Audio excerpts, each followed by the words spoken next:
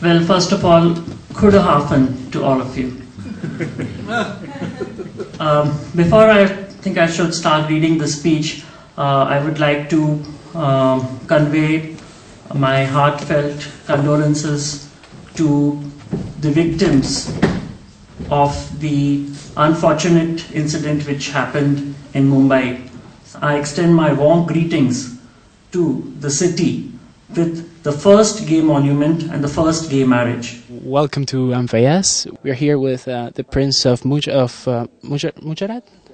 Yes, Mujarat, that is in Western India, and it's Prince Manvendra Singh and his friend, and his sister, better said, Laxmi.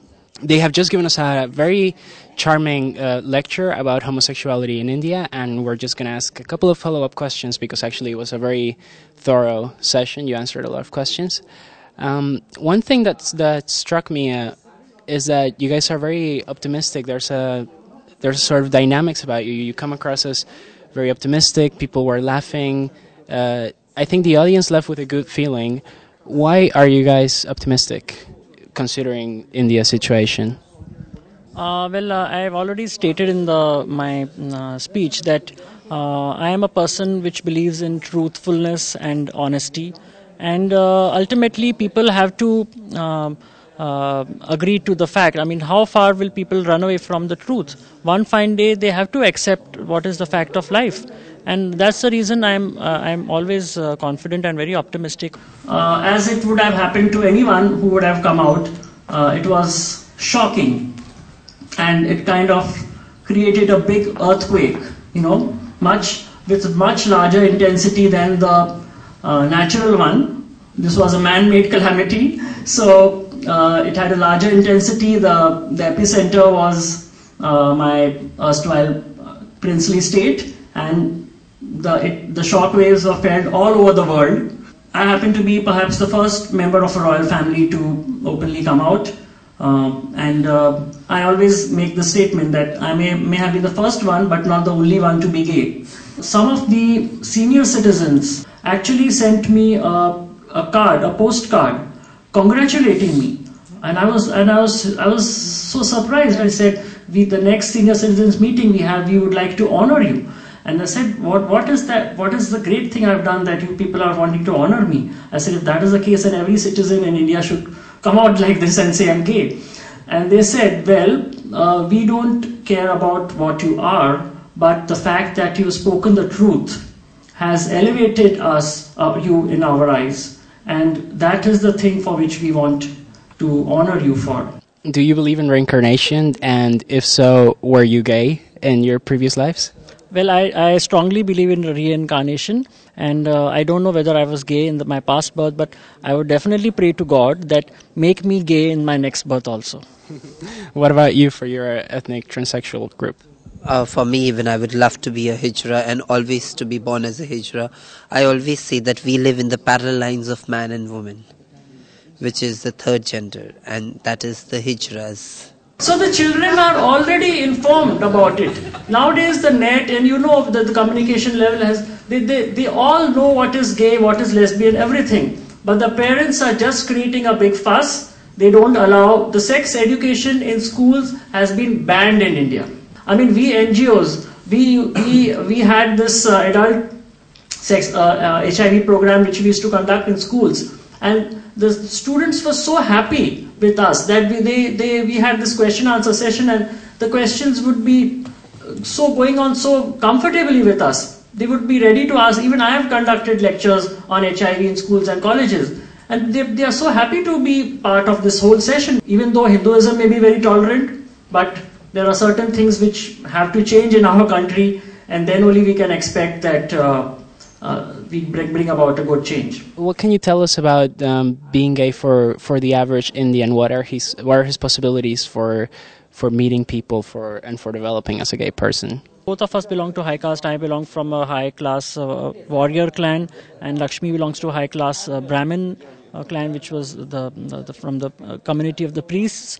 But the average person has a different set of difficulties, and the more important one is, which I normally kind of advocate, is trying to be financially reliant, or having to least depend on the biological family. Because if you're self-reliant with regards to your finances or economics, you would be least subject to getting stigmatized or discriminated. Gay bars and all that is not a concept which has started as yet in India, but there are bars which are visited by a straight population, which gay men also tend to go.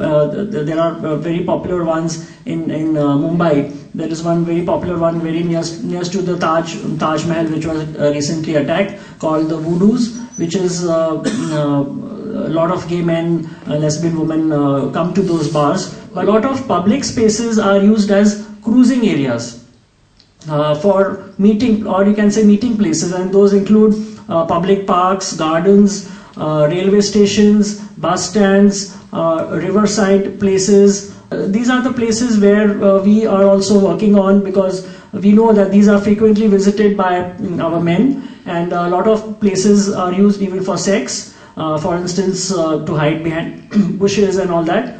So those are the areas where we have created our condom depots. Even we have condom depots, like we have a box containing condoms, which we call condom depot, and we know which are the parks where a lot of men go for sex. So we have actually hung those boxes on the tree branches also.